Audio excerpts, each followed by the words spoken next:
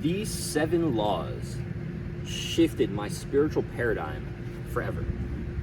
When I truly understood these 7 principles, the 7 hermetic principles, the principle of mentalism, the all is mind, the universe is mental, the principle of correspondence, as above, so below, as below, so above, the principle of vibration, nothing rests, everything moves, everything vibrates. Principle 4, polarity, everything has its pole, all opposites are identical in nature, but different in degree. Principle 5, rhythm, all things have their tides, the tide flows out and in, the pendulum swing manifests in everything. The measure of the swing to the left is the measure of the swing to the right. Principle 6, cause and effect. Every cause has an effect, every effect has a cause. Principle 7, gender. Everything has its masculine and its feminine properties. These 7 laws of the universe, the 7 hermetic principles, when I actually understood these truly, they just started showing up so clearly in my reality. And the lens through which I view reality has shifted forever. Right? Whenever I see a hermetic principle in action, I can't not identify it. Right? There are tons of times where, man, actually, this is like a decent example. I was talking to my boy Ghosta the other day, and we were talking about one of our homies' relationships and how he and like his ex, they broke up, and then at first he was kind of staying attached and she wanted to not be with him, and then the pendulum swung to the other side, and he wanted to be done with her, but she was still attached. And so it was like this super weird ass 2-3 week limbo space where they were just like, the pendulum swung right to left. The pendulum swing manifests in everything. The 7 hermetic principles are the principles that govern reality. And so if you can understand these 7 laws, you'll be able to understand reality and your place in it and your ability to affect it and create change in it that much more. So let's talk about these 7 laws individually. Principle 1, the law of mentalism. The all is mind, the universe is mental, held in the mind of the all. The Kybalion. The principle of mentalism teaches that the entire universe is held in the mind of God, the mind of the all.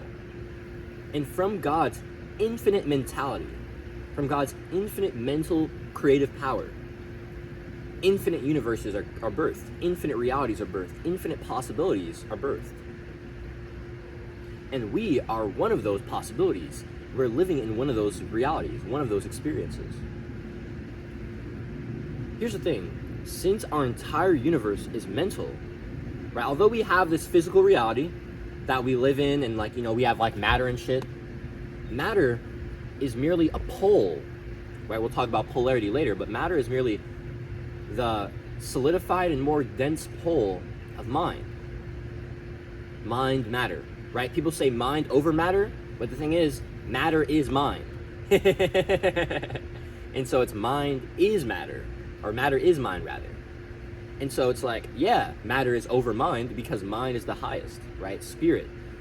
In the Kybalion, they teach that spirit is infinite living mind, right? That's like the Hermetist best conceptualization of what spirit is. So at the end of the day, we can't truly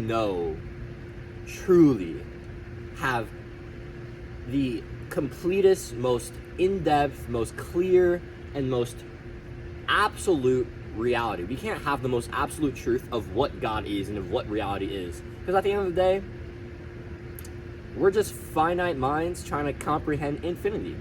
And that's difficult.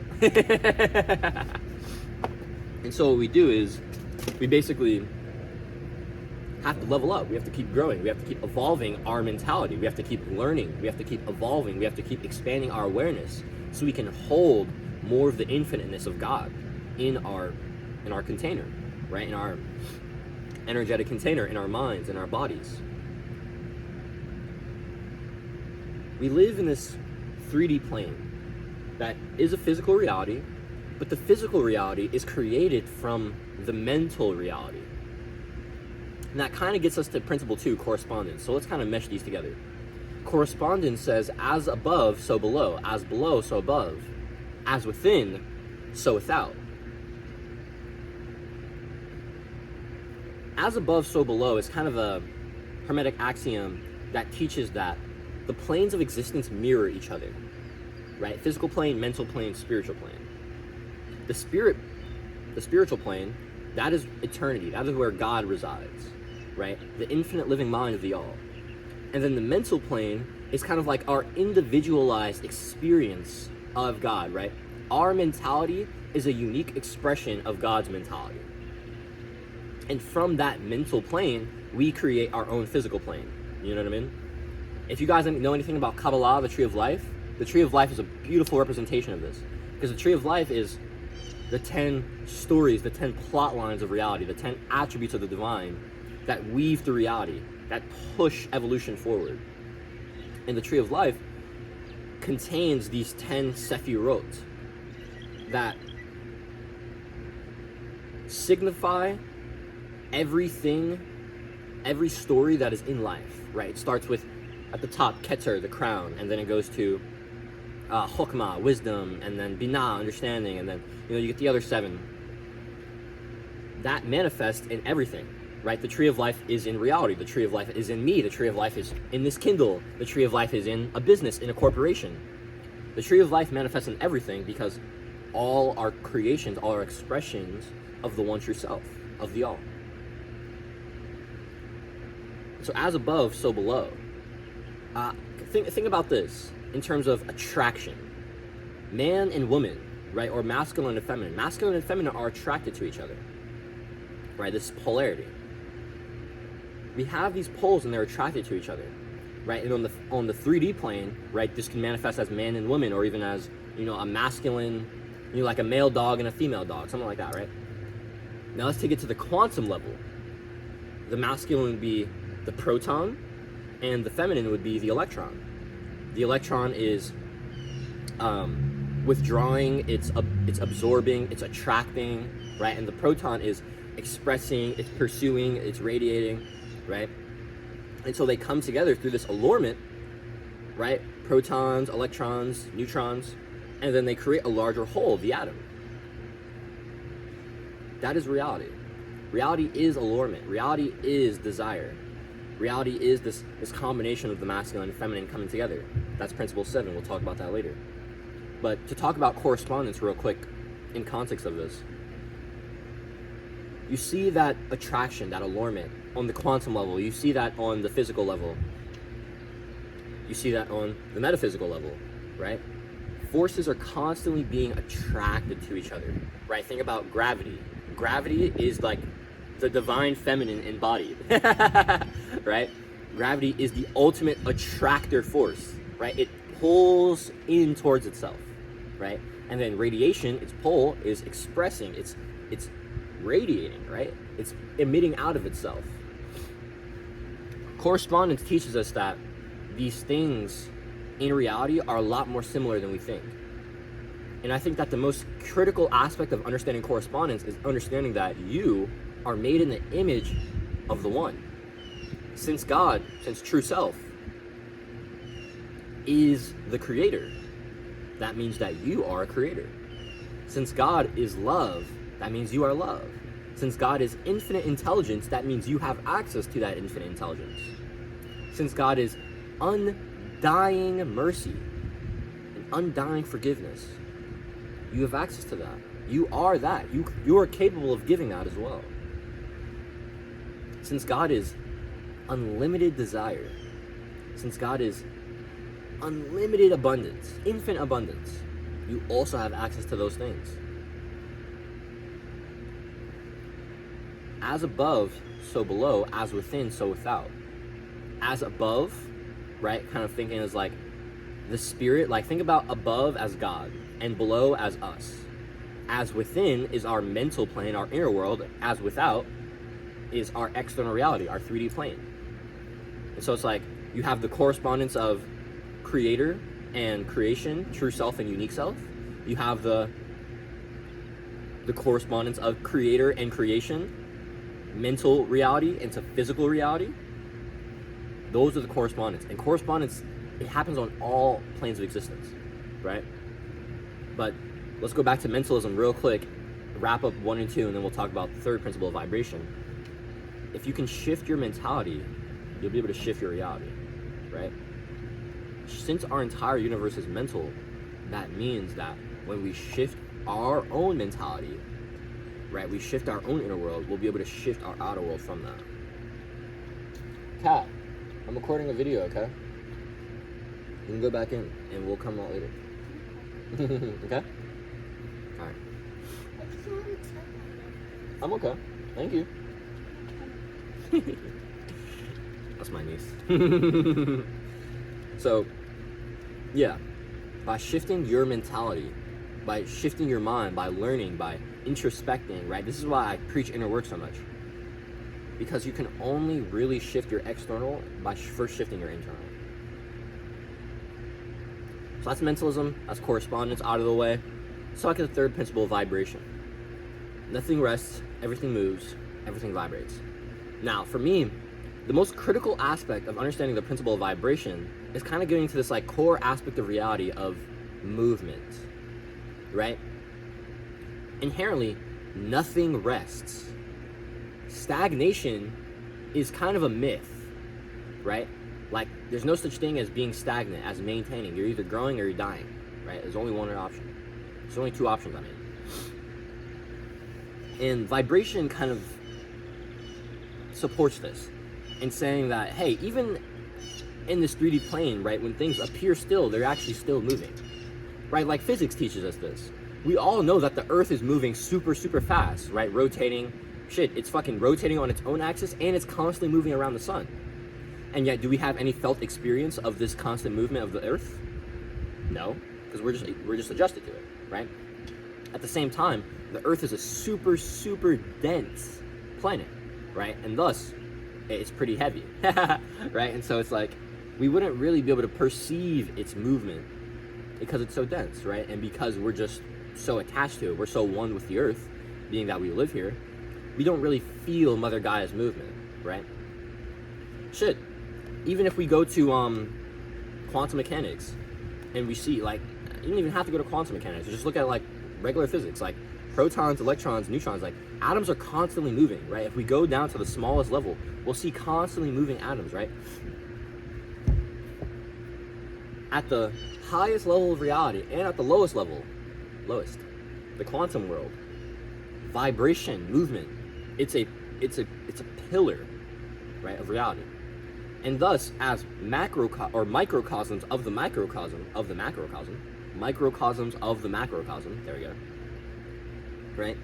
Being that we are microcosms of the one, of God, being that our universe is a microcosm of us, we have to understand that if something isn't moving, if something is not aligned, then we'll feel that misalignment. We'll experience that misalignment in our reality. And so, like, movement is critical. You know, I like to teach this as the 3 types of movement. What's up, Kat? Kat, go inside, okay? I'm sorry. Alright. The 3 types of movement. Physical movement, mental movement, and spiritual movement. Physical movement is exercise, right? Moving your body. That's very critical, right? Most people don't move their body enough, and it shows because they have 0 energy and they hate their lives. And they're overweight. Move your fucking body, bro, okay?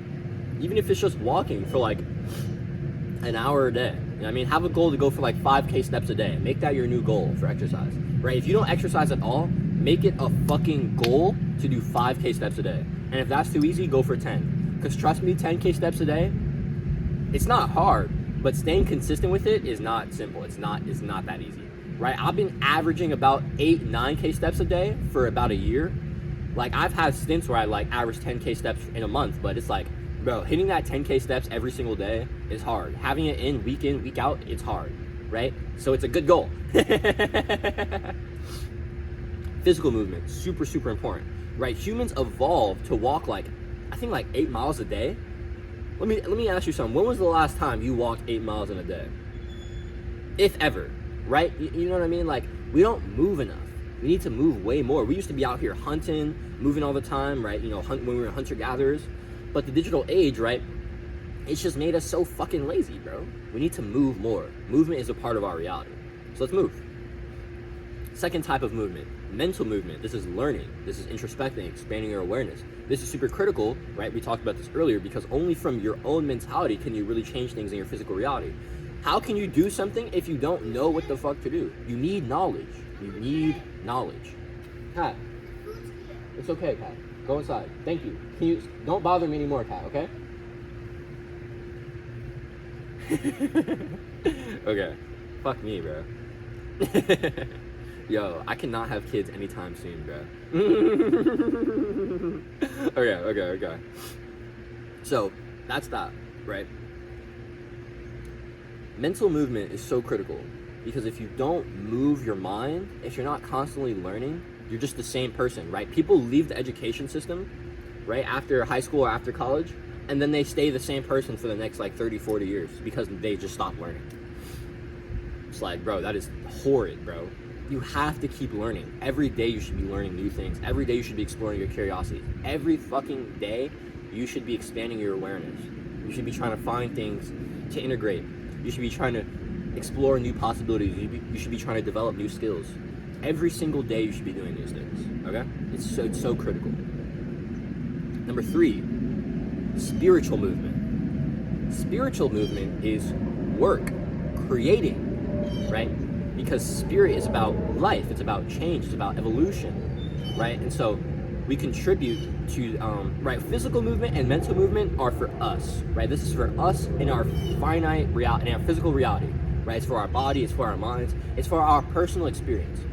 Spiritual movement is also for us, you know, for our expression, but it's also to serve others, right? We serve others through our teachings, we serve others through our art, we serve others through our business, we serve others through our embodiment, through our skills, through the things that we've been able to develop. We serve others. That's spiritual movement, right? By giving to others, whether it's making YouTube content to share your advice, share your teachings with the world. Maybe it's, you know, doing your craft, your art. Maybe you do music. Maybe you do painting. Maybe you're a filmmaker. Maybe you're a writer. Whatever. Maybe it's something physical. Maybe you do like maybe you're a plumber or like mechanic, or you work on cars, something like that. Whatever your thing is, the way you contribute to the world that feels genuine to you, you got to do that. You got to constantly do that. You got to keep doing that. You have to move your body, right? Fitness, super important. You got to keep learning. You got to move your mind, learning, super important. And you got to work. You got to create stuff. But you don't just work just to do it. You got to work on something that means something to you. You got to work on something purposeful to you. Something that's contributing to people you want to contribute to. That is really that's why it's spiritual movement, right? Spirit, at the end of the day, is about something larger than yourself, right? Spirituality is about being a part of something larger than yourself, right? Because that's what we all are. We're all a part of the field, right? We're all puzzle pieces that contribute to the completion of the puzzle. Without contributing, what are you doing? You know what I mean? Like, you feel that. The thing is, like, when you're not embodied in any of these 3 things, fitness, exercise, learning, growing, expanding your awareness, creating, serving, building, when you're not doing these 3 things, but you feel called to, which you do because we all have these calls, whether it's our own, you know, like, the thing is, it'll be unique for everybody, right? Everybody has their own unique, like, exercise that they like to do. Some people like to train, like weight train. Some people like to do cardio. Some people are runners. Some people are bikers. Some people like to dance. Some people do yoga. Whatever the fuck. I mean, some people like to hike. Whatever you like to learn about. Some people are fucking nerds like me, and they're into philosophy and science and metaphysics and stuff like that. Some people are like super deep into psychology. Some people are super crazy into biology. Some people just really, really, really love medicine and they just want to help people, right? Whatever your thing is. Some people are just obsessed with like space and rockets and shit. Y'all got that. I could not be a rocket scientist. I love math, but that's way too much math for me. You feel me? So it's like we all have these unique allurements. We all have these unique ways of expressing ourselves, unique ways of expressing through art, unique ways of teaching, unique things that we want to teach, unique things that we want to build, right? Whether it's building our art, building our skills, building our business, building our minds, building our brands, building our bodies, building our portfolios, whatever it is. We have this call to build because it's in us. To create, it's in us. It's innate in us. This is a part of our being, right? And so if you're not expressing that, if you're not taking that call, you're playing yourself, bro. You know what I mean? Like, you're not living in alignment with the nature of your reality, with who you are. That's got to stop. We got to move. We got to move, all right? So that was the third principle, vibration.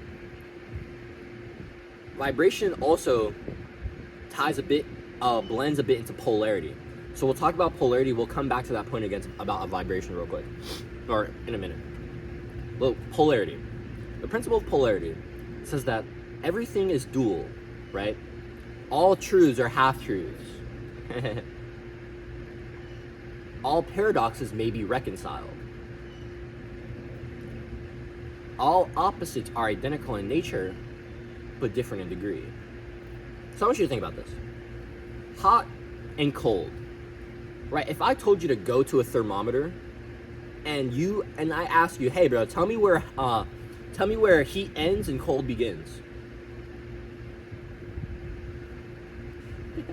Like, that's stupid, right? Because there's no exact point where heat ends and cold begins. Why? Because there's no, like, other thing known as cold, right? Right? It's just an experience of less heat. You see what I'm saying?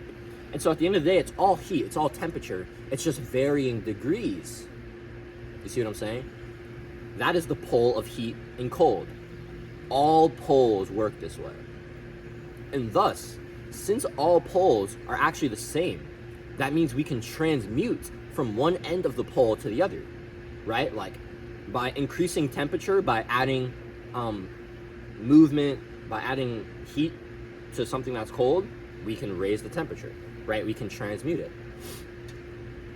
That is how all things work, right? And so I want to talk about this specifically in terms of mental attitudes, mental polarity.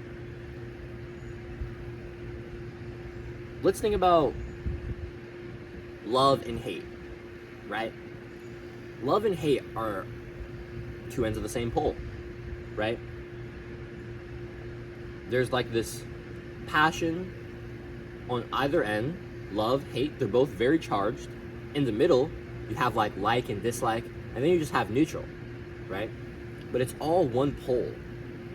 There have been people in your life that you absolutely love. They do some fuck shit to you. I hate that motherfucker, never again. Right? There are tons of friendships that start out like girls will be fucking bickering and they're like kind of like enemies and shit. And then they become best friends and they've been best friends for like 10 years. You see what I'm saying? Like, these things can be transmuted at any time. Here's one I want you to really think about. Fear and courage. This is a huge one. Because fear is kind of like this anxiousness, this worry about the future because you don't know what's going to happen. And you're scared about the things that could go wrong. You're scared about the uncomfortability. You're scared about the pain that's coming along with that. That's where fear comes from. But the thing is, we can actually transmute this to courage, or to excitement, rather. We could transmute fear to excitement and be like, well, why would I have to be, let's say anxious. Let's say anxious and excitement, rather, because I think that's a better example. Anxious and excitement.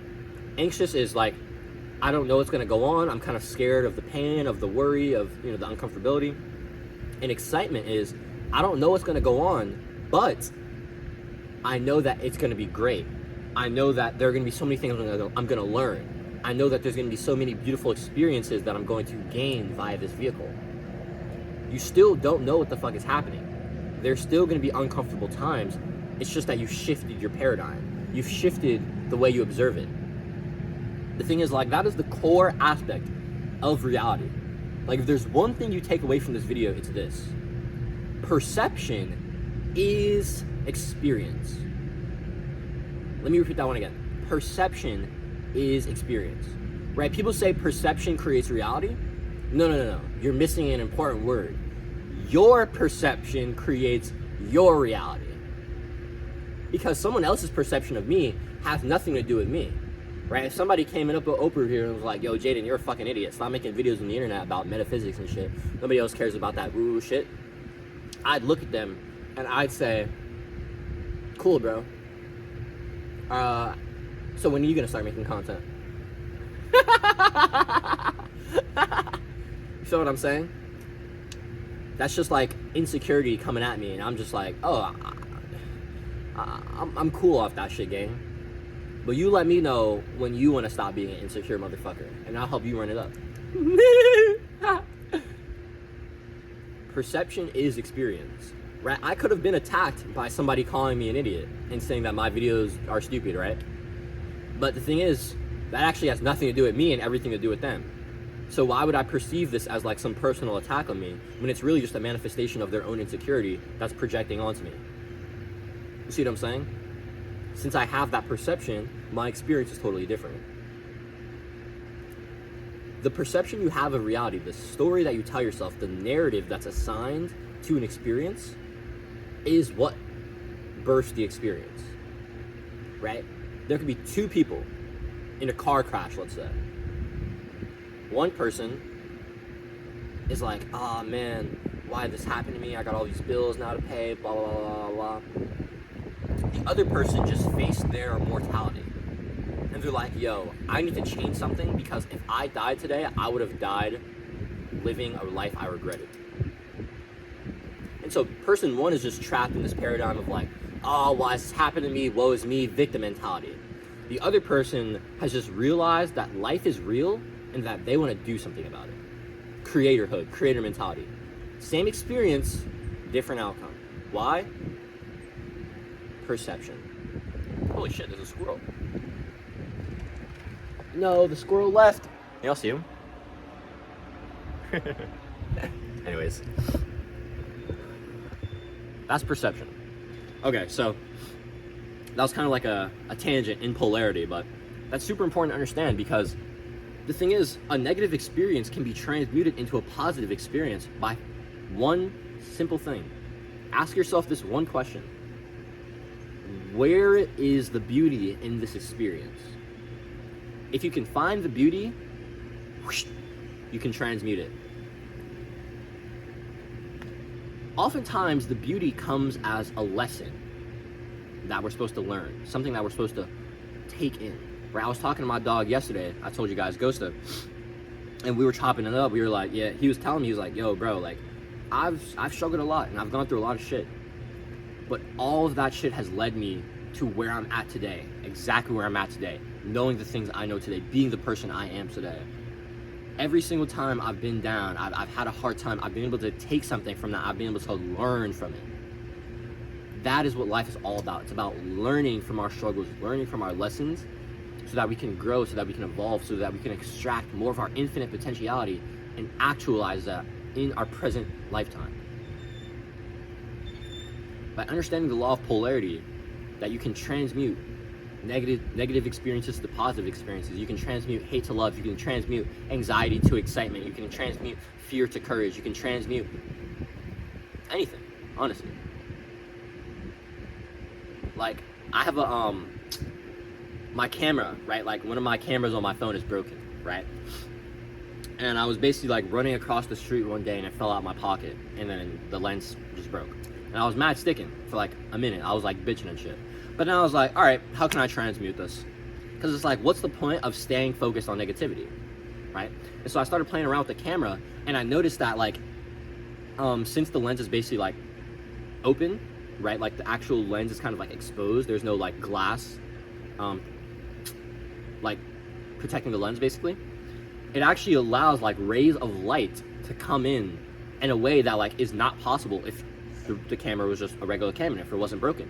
And I've been able to get so many cool shots that I really, really love with that camera. It's like, bro, I literally, in that moment, I was like, bro, I have these cool ass shots that would literally have not been possible without my broken camera. Boom, found the beauty, experience has been transmuted. You see what I'm saying?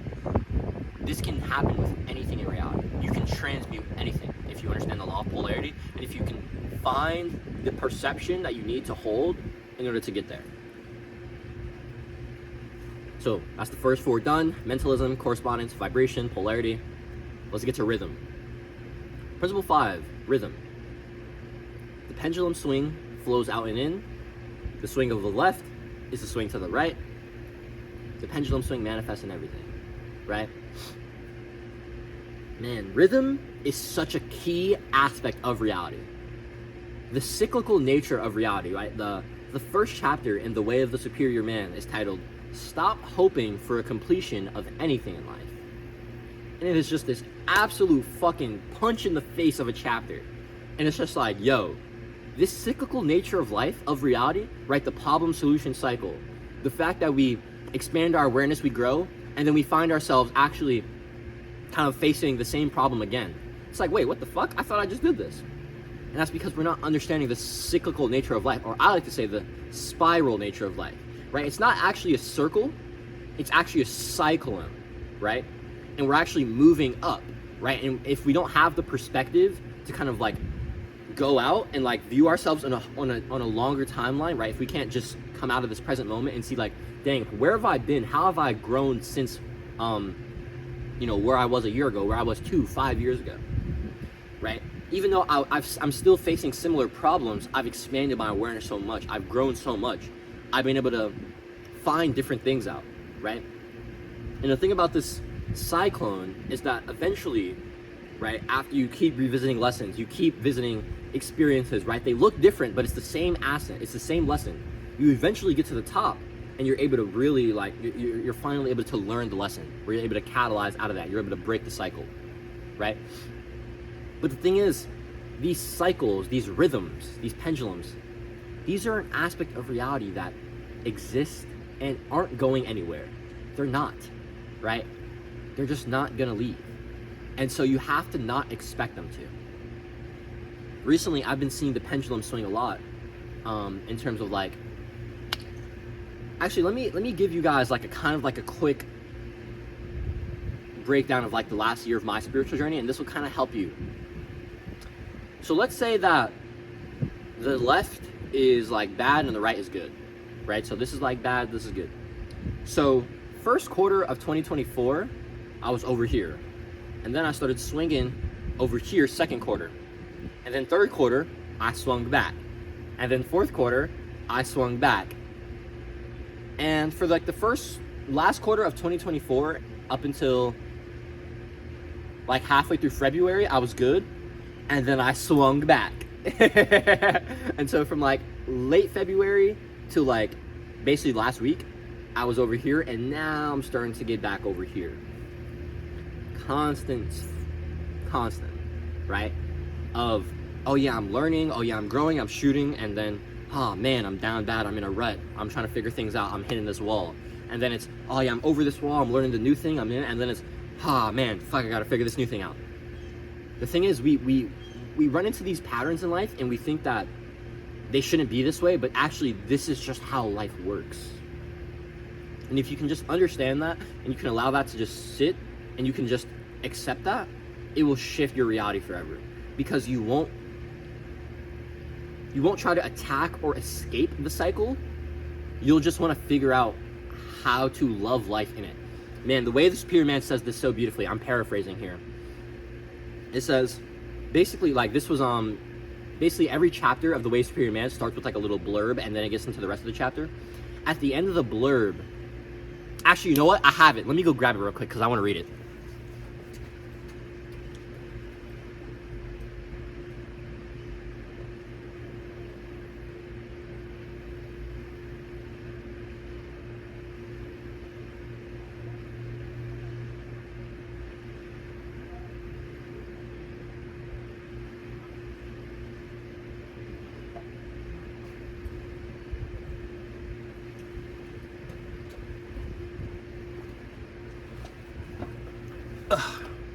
Okay. Boomskis. Actually, I'll just read the blurb real quick. Chapter 1. Stop hoping for a completion of anything in life. Most men make the error of thinking that one day it will be done. They think, if I can work enough, then one day I can rest. Or one day my woman will understand something and then she will stop complaining. Or I'm only doing this now so that one day I can do what I really want in my life. The masculine error is to think that eventually things will be different in some fundamental way. They won't. It never ends. As long as life continues, the creative challenge is to tussle, play, and make love with the present moment while giving your unique gift. Whew, that's hot right there. Let me just repeat that last half. The masculine error is to think that eventually things will be different in some fundamental way. They won't. It never ends. As long as life continues, the creative challenge is to tussle, play, and make love with the present moment while giving your unique gift. Now, some people might hear that and they'd be like, dang, bro, it never ends? I gotta deal with this shit forever? That's whack. Right? And it's like, I respect that. I respect that perspective, because there's an aspect of it that's like, oh, you know what I mean? It's like the work never ends. But what we're talking about with polarity, we can have this like apathetic mindset, or we can have this actualized mindset where it's like, oh man, it'll never end, so what's the point of trying? Or, oh man, it'll never end, so how much can I go, right? Like, how actualized can I get? Like, how much of my potential can I really actualize? How much of my potential can I make reality? And that is exciting. It's scary. It's scary for sure. But it's exciting. And it makes you want to pursue. It makes you want to go. It makes you want to evolve. If you can understand this core aspect of reality, of rhythm, of the cyclical nature that this shit really doesn't ever end. But you can still enjoy it. You can still enjoy it right now if you choose to. If you choose to live a life that you want to live. If you choose to spend at least an hour a day building something that you love, building yourself. Life can be so much more full of love, so much more beautiful, so much more abundant. And you could be so much more grateful for life once you understand that it's always gonna keep pushing me to grow. It's always gonna keep challenging me, because at the end of the day, the work isn't done until we're back to emergence with the source. So basically, as long as you're living a physical life, there's always going to be work to do. Is what it is. Accept that, love that, and give your unique gift while in that. All right, that's principle 5, rhythm. Principle 6, cause and effect. Now this one is pretty simple. When you think about the principle of cause and effect, I want you to really understand this. Everything has a cause, right? Really, I think when we're talking about cause and effect, I think we want to just understand this, like, the mind is the causal realm and the physical is more of the realm of effect. Now the thing is, the physical can affect the mental plane, right? Like when you clean up your space, right? If your room is like super messy, but you clean it up, you kind of like clean up your mind as well, right? And I was kind of philosophizing about, I was theorizing about this last week. I was contemplating, and I was like, is it possible to have actions that are separate from the mind, right? From mentality? Is it possible to make physical change without making mental change, right? I was like, I don't know. From the absolute perspective, right? From God's perspective, no, because if all is mind, then everything is a mental change, right? But from our relative perspective, right? Are there things that can happen in the physical reality that don't make a mental change in us and the people around us in our environment?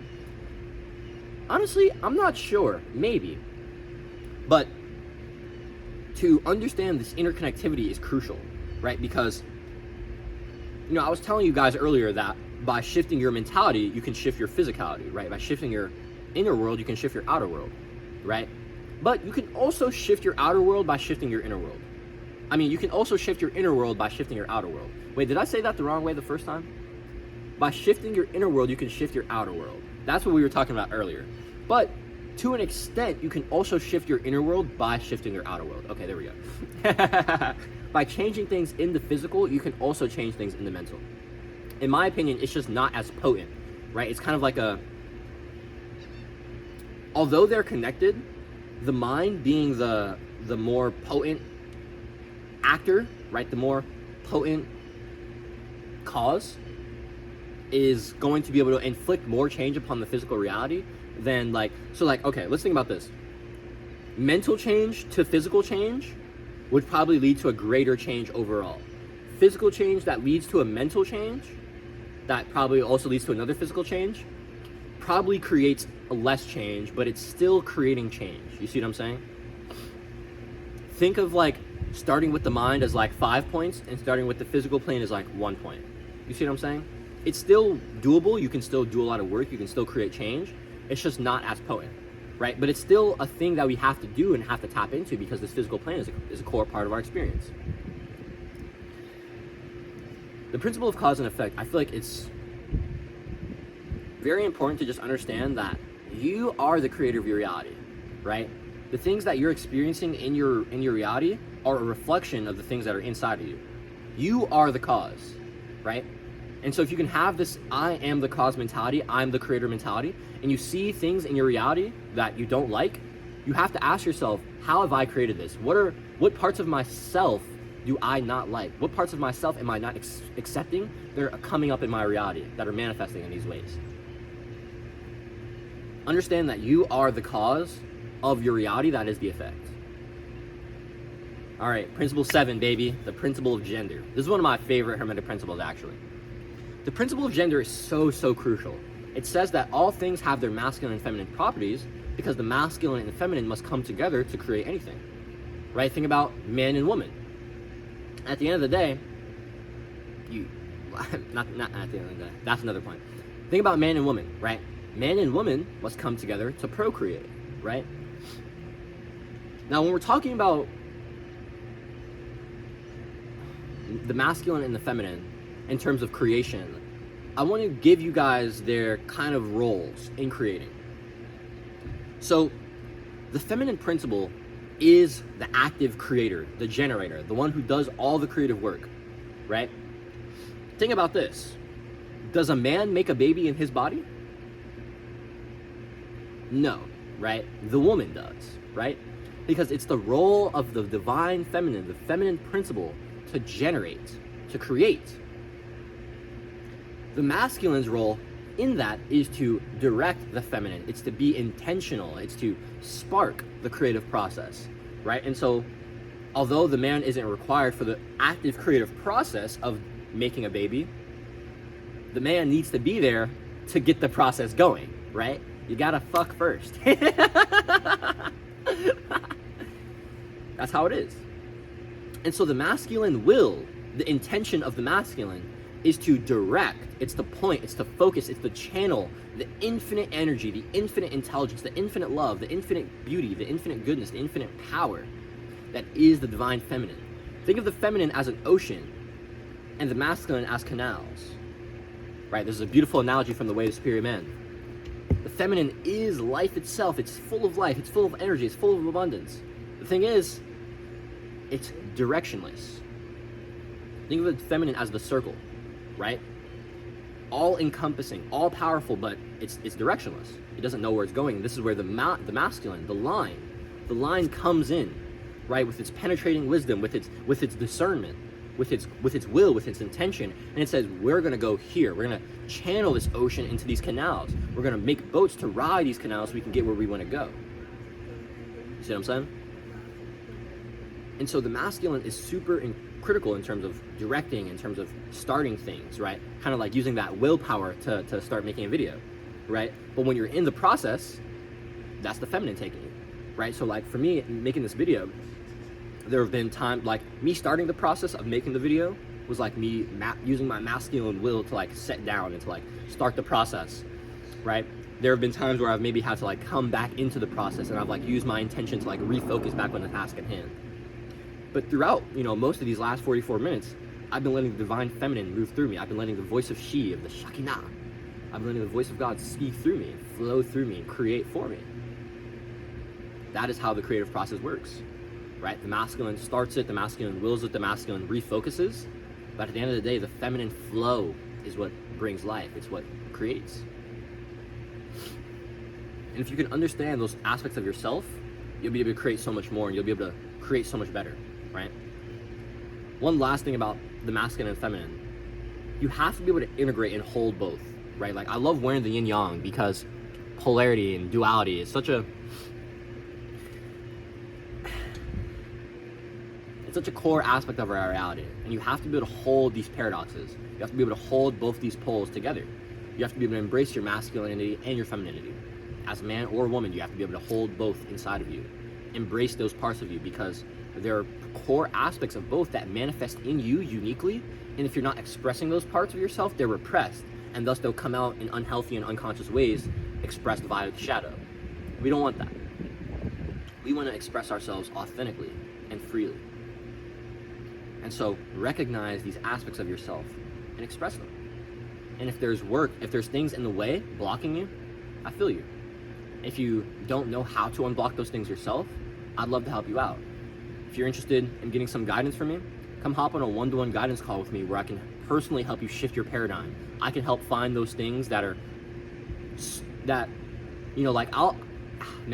me just say this real quick. My greatest skill as a coach is being able to take things that people say and find what's beneath the surface, right? People will say words to me, and I'll be able to pull what they actually mean from them. I'll be able to pull their beliefs from there. I'll be able to pull their limited beliefs from there. And so if you've been stuck and you need to shift your paradigm, if you'd like some personalized action steps, come hop on a one-to-one guidance call with me. I offer 30 minutes and 60-minute calls. That'd be the second link in the description. You have to be able to integrate these parts of yourself. You have to be able to understand these parts of yourselves. You have to be able to express these parts of yourself. Your masculinity and your femininity are both core aspects of your existence. And without holding both of them, you'll be denying a part of yourself.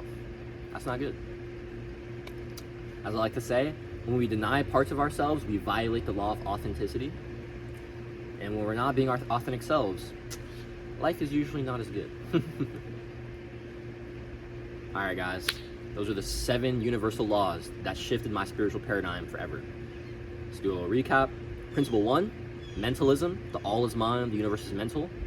By shifting your mentality, you can shift your reality. Principle 2, correspondence. As above, so below. As below, so above. As within, so without. We are the correspondence of the Creator, and our reality is the correspondence of us, right? We are the reflection of our Creator. Our reality is the reflection of us. Principle 3, vibration. Nothing rests, everything moves, everything vibrates. The importance of movement, physical movement, exercise, mental movement, learning, spiritual movement, creating, working, building. Principle 4, polarity. Everything is dual, all opposites are identical in nature but different in degree. Knowing that we have these poles, we can recognize these poles, we can hold these poles, and we can transmute from one end to the other. Shifting our perception allows us to shift our experience. This is the foundation of mental alchemy. Principle 5, rhythm. The pendulum swing flows out, or the tide flows out and in. The swing of the left is the swing to the right. The pendulum swing manifests in everything. Understanding this rhythmic nature of life, this cyclical nature of life, that the challenges never end. The struggle never ends. But the beauty also never ends. And so if you can find it, if you can make love to the present moment while giving your unique gift, if you can tussle and play with reality, you'll be able to love life so much more. Principle 6, cause and effect. Every cause has an effect, every effect has a cause. By understanding that you are the cause of your effect, your reality, by understanding that you are the cause, that you are the creator, you can take action, you can take accountability, you can take ownership, which allows you to truly create change, which allows you to reject victim mentality and truly step into creatorhood, creator consciousness. Fuck victim consciousness. We don't do victimhood over here, all right? If you're a victim, get the fuck up off my channel. I don't want you here. Right now, obviously we've all been victims of things, but we don't have to hold on to victimhood. We can hold on to our experiences. We can allow our experiences to mold us and to inform us, but we shouldn't allow our experiences to define us. Principle 7, the principle of gender. All things have their masculine and feminine properties because all things need the masculine and feminine to be created. Balancing these two poles of yourself is crucial. I'll leave you with this final teaching. I'm paraphrasing here, I believe. But in the Gospel of Thomas, I forgot what saying this was, Jesus says, when you make the two into one, you will say, move to the mountain, and it will move.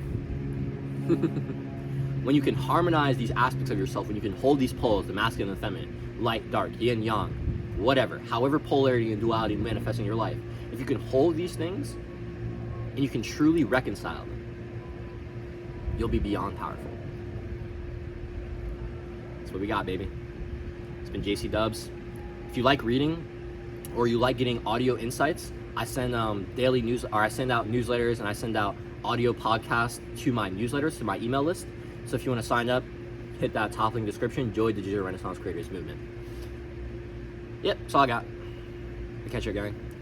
Do it today. Be better for it tomorrow. Stay devoted. Stay inspired, baby. Dubs out.